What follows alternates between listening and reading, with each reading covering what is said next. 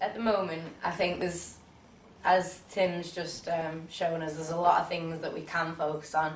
There's a lot of important issues, and I think we do need to generalise a little bit and focus on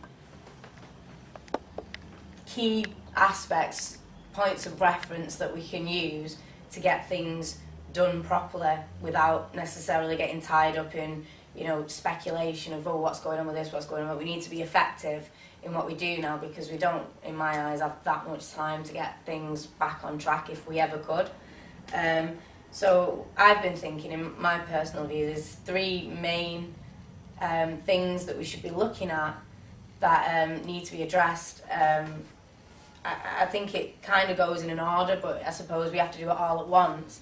But I think raising awareness, which is the main thing that we're about, through leafleting and going out doing the street actions for 7/7's the next one, like you said, and highlighting just anything we can really. Like Tim said, we need to get on to maybe looking into politicians and delegate somebody to do that, because we need to really expose these people publicly, as well as doing it sort of behind the scenes in our own way. We really need to show people that these people walking around with the suits on in the blacked out cars who get police escorts aren't special. They're actually criminals, and that's why they get a police escort. So we do need to sort of focus on that, as well as what Ryan's doing with Ministry of Happiness, getting out there with the megaphone and signs, and sort of strengthening sort of a community spirit, because that's another thing I think's really lacking. They've attacked the community and the family for a reason, because it's our strongest bonds as people. They know that, I mean, I'm not a fan of religion, but the way that they've decimated religion and, this whole multiculturalism has sort of caused tension, so to speak, by the way they've propagated everything in the media. Community has completely dissolved.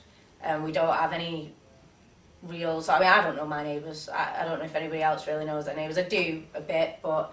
I mean, it's not the sort of situation where I could just go around for a cup of tea, or if the shit hit the fan, basically, I'd be well up organised enough with them to do something. I think that ties in as well with maybe doing sort of workshops into going into rewilding and relearning survival skills. I think that's one thing that they never teach you in school for a reason. Because we're going to probably need it at some point. Like Tim was saying, the economy is going right down. I don't see any sort of signs in what I've been researching of recovery from it. And our best commodities at the moment are food, because the way the economy's working, I don't know the ins and outs of it, but basically they're able to hoard food now. I mean, one economist said, quoted from, I think it's the Telegraph, an article, that it's the equivalent to somebody having warehouses and warehouses of wheat and sitting on it, and there not being enough wheat to house to bake bread in Tesco. That's how it's getting. People just taking up all the resources for themselves. So yeah, that's something we could maybe focus on in our local communities, as well as just what we do here on behind the scenes, in getting people involved with that and exposing things, like I said, through going to politicians. Anyway, I'd say the next point that we could go from is individual sort of responsibility, like lawful rebellion. I know loads of people have already heard of it and the concept of it, but withholding consent, I think it's a big step in the right direction. But when I say withholding consent, I've looked into it a lot, and the whole handing in your affidavit to the Queen thing and going down that road is fine. I think in some ways it does make your position a bit better, but I think, we've all been tricked into this, and I won't go into the ins and outs of how I think it works in fairness in claiming compensation for the fact that we've been enslaved. That's why I still take benefits, because I think, we all struggle, and I don't agree with the fact that we should all suffer at the same time as trying to cut ourselves off from the system. But with lawful rebellion, I think it's things to do with not paying your council tax, in the sense of we don't agree with how we're being governed. I mean, I know we live in a democracy, and I think people believe that when you vote, that's consent, you've consented then to be governed, but at the same time that doesn't make real sense, because if we live in a democracy and whoever gets voted in isn't who you voted for, well, technically you've not really given your consent there, and it is an individual thing at any given time.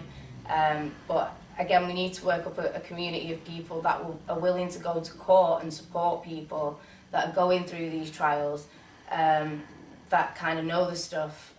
We need to probably get a little bit better up on that, especially when it comes to the next point that I think we need to focus on, is getting a bit more self-sufficient and eco-villages.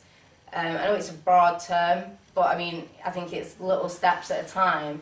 And what we could do, I mean, buying land at the moment is, you know, hard to come by cheaply, and it's, like I said, a short amount of time to raise that amount of money would be really hard. But we could look at places that may be free for long enough out in the middle of nowhere that we could go and set up and start working on building a community, because I think if things do get really bad at some point, I don't think anyone's going to be worrying too much about who's on whose land. It's just going to be a matter of having a place to go where we can survive relatively comfortably on the resources we have there.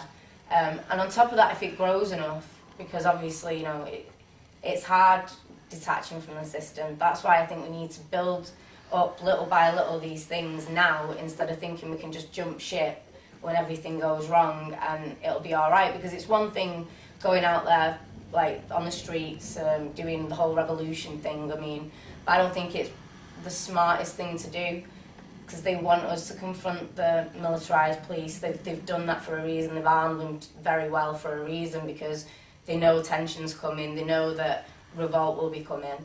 So I think we need to be a bit smart in the sense of thinking now how we can prepare for when things do go bad and we don't have anywhere to go. And it also gives people who are, I think more and more people are coming around to the idea that things are fucked. Like, generally, not even just from, like Tim said, from on Sunday, the marches. It isn't just the coalition. People know things are really rotten with the banks, and it's a matter of showing them, yeah, you might think we're crazy at the moment. You might think it's a little bit out there, some of the things we're going about, and it's a conspiracy, whatever you want to say. But if we have a community set up where when everything does go wrong, it's like, it's okay, you can still come here, you can still, you know, help us to build community more. I think that leading by example, in a way, inspires people to do the same. So, yeah, I think they're the three main points then, is raising awareness, lawful rebellion, and getting some sort of self-sufficiency there in the sense of eco-villages and rebuilding community that already exists. So, yeah, that's all I really want to say.